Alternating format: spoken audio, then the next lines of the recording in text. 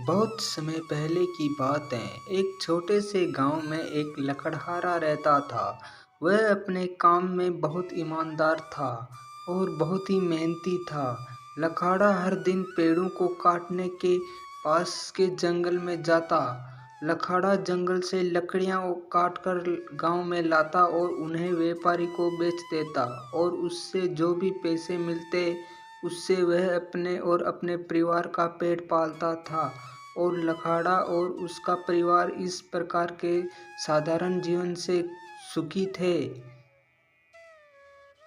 एक दिन लखाड़ा एक नदी के किनारे के पास एक पेड़ काट रहा था। उसी समय उसकी कुल्हाड़ी उसके हाथ से फिसलकर नदी में गिर गई। नदी बहुत गहरी थी। लखाड़ा अपनी कुल्हाड़ी को नदी में से नहीं निकाल सकता था।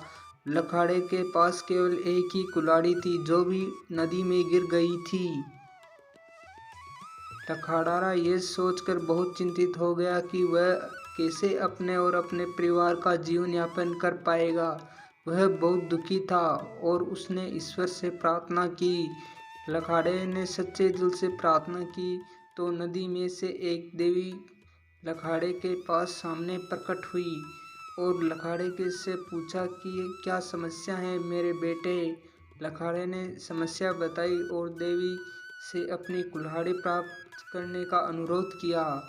देवी ने नदी में हाथ डाला और एक चांदी की कुल्हाड़ी निकाली और पूछा, क्या यह तुम्हारी कुल्हाड़ी है? लखाड़े ने कहा, देखा तो ये मेरी नहीं है।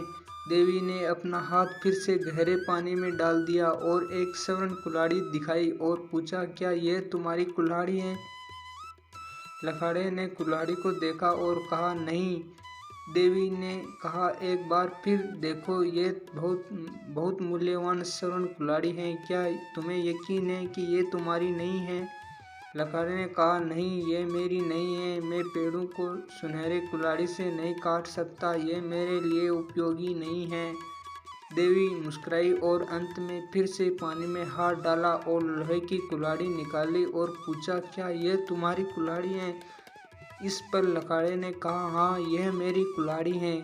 देवी लखाड़े की ईमानदारी से बहुत ही प्रसन्न हुई और इसलिए देवी ने लखाड़े की ईमानदारी के लिए पुरस्कार के रूप में लखाड़े को लोहे की कुल्हाड़ी और दो अन्य चांदी की कुल्हाड़ियाँ को भी लखाड़े को दे दिया। इससे हमें यह शिक्षा मिलती है कि हमेशा ईमानदार बनो और ईमानदारी आपको हमेशा साथ देगी।